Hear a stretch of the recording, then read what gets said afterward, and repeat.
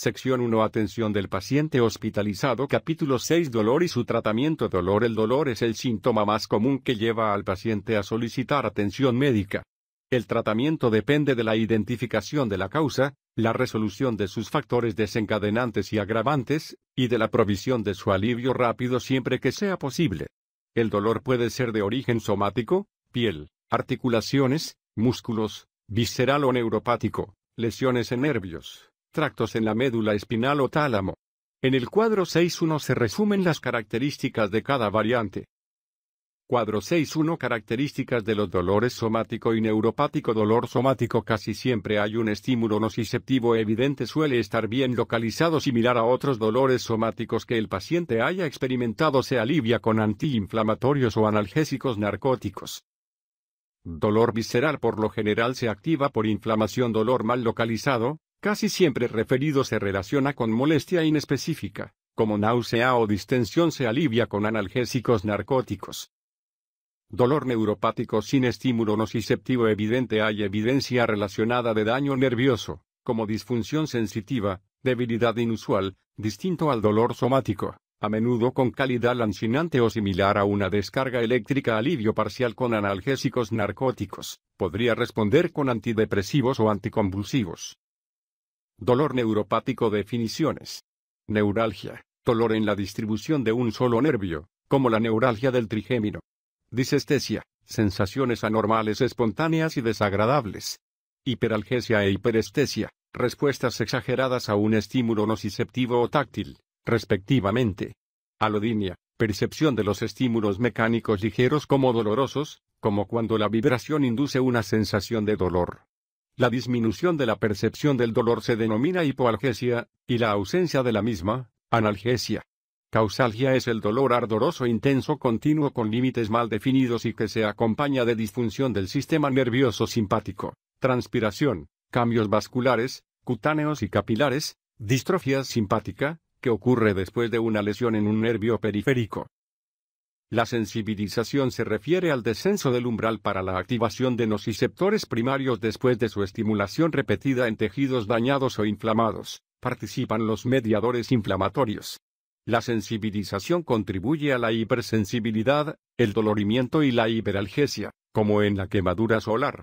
El dolor referido se produce por la convergencia de señales sensitivas provenientes de la piel y las vísceras en las mismas neuronas espinales que transmiten sus señales dolorosas al cerebro. Por esta convergencia, las señales de estructuras profundas se perciben en forma errónea en una región de la piel inervada por el mismo segmento espinal. Dolor crónico. Este problema a menudo es difícil de diagnosticar y podría parecer que los pacientes tienen alguna perturbación emocional. Varios factores pueden causar, perpetuar o exacerbar el dolor crónico. 1. Una enfermedad dolorosa para la cual no hay curación, por ejemplo, artritis, cáncer, migraña, neuropatía diabética. 2. Factores neurales desencadenados por alguna enfermedad somática, que persiste una vez resuelta esta, por ejemplo, daño a nervios sensitivos o simpáticos. 3. Trastornos psicológicos. Debe prestarse atención especial a los antecedentes médicos y la depresión. La depresión mayor es frecuente, tratable y en potencia letal, suicidio.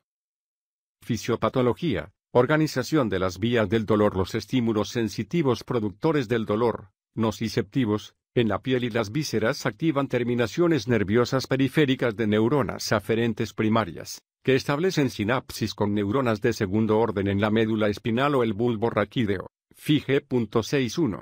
Estas neuronas de segundo orden forman vías ascendentes cruzadas que llegan al tálamo y se proyectan hacia la corteza somatosensitiva. Neuronas ascendentes paralelas establecen conexiones con núcleos del tallo encefálico, y con los núcleos ventrocaudal y medial del tálamo. Estas vías paralelas se proyectan hacia el sistema límbico y explican el aspecto emocional del dolor. La transmisión del dolor está regulada en el asta dorsal de la médula espinal por los tractos bulboespinales descendentes que contienen serotonina, noradrenalina y varios neuropéptidos. Figura 6.1. Vías de transmisión y modulación del dolor. A. Sistema de transmisión para mensajes nociceptivos. Los estímulos nocivos activan la terminal periférica sensitiva del nociceptor aferente primario mediante el proceso de transducción. Luego el mensaje se transmite a través del nervio periférico hasta la médula espinal, donde establece sinapsis con las células que dan origen a la vía ascendente principal del dolor, el tracto espinotalámico. El mensaje se releva en el tálamo y se dirige a la corteza anterior del cíngulo, C, insular del lóbulo frontal, F, y somatosensitiva, SS. B, red moduladora del dolor. Las señales de la corteza frontal y el hipotálamo activan las células del mesencéfalo que controlan a las neuronas espinales transmisoras de dolor por medio de las células del bulbo raquídeo. Los fármacos que modifican la percepción del dolor podrían actuar mediante la disminución de la inflamación del tejido, antiinflamatorios no esteroideos, NSAID, inhibidores de la síntesis de prostaglandinas, por interferencia con la transmisión dolorosa, narcóticos o por intensificación de la modulación descendente, narcóticos y antidepresivos. Los anticonvulsivos, gabapentina, carbamazepina, pueden ser eficaces contra sensaciones dolorosas aberrantes causadas por lesión de nervios periféricos. Tratamiento: dolor somático agudo, dolor moderado. Por lo general se trata de manera eficaz con analgésicos no narcóticos, como ácido acetilsalicílico, paracetamol y NSAID, los cuales inhiben la ciclooxigenasa, COX, y con excepción del paracetamol, tienen acciones antiinflamatorias, en especial en dosis altas. Son en particular eficaces para la cefalea y dolor musculoesquelético. El cetorolaco parenteral es suficientemente potente y de inicio de acción rápido para sustituir a los opioides en muchos pacientes con dolor agudo intenso. Los analgésicos narcóticos en presentaciones orales o parenterales pueden utilizarse para el dolor más intenso. Son los fármacos disponibles más eficaces. Cuando se utilizan narcóticos en dosis elevadas o en pacientes inestables, se debe tener disponible naloxona, un antagonista de los opioides. La analgesia controlada por el paciente, PK, permite la administración de dosis basales de fármaco administrado por el propio paciente, que se activa al presionar un botón, según lo necesite para controlar el dolor. Dolor crónico: desarrollar un plan terapéutico explícito que incluya metas específicas y realistas para el tratamiento, por ejemplo, permitir el sueño adecuado por la noche, ser capaz de ir de compras o reincorporarse al trabajo. A veces es necesario un abordaje multidisciplinario que incluya medicamentos, asesoría, terapia física, bloqueos nerviosos e incluso cirugías para mejorar la calidad de vida del paciente. La evaluación psicológica es clave. Muchas veces son útiles los paradigmas terapéuticos basados en el comportamiento.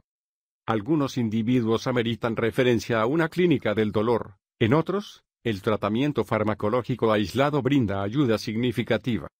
Los antidepresivos tricíclicos son útiles en el tratamiento del dolor crónico de muchas causas, lo que incluye cefalea, neuropatía diabética, neuralgia posherpética, dolor lumbar crónico y dolor central después de apoplejías. Los anticonvulsivos o antiarrítmicos benefician a los pacientes con dolor neuropático y poca o nula evidencia de disfunción simpática, por ejemplo, neuropatía diabética, neuralgia del trigémino.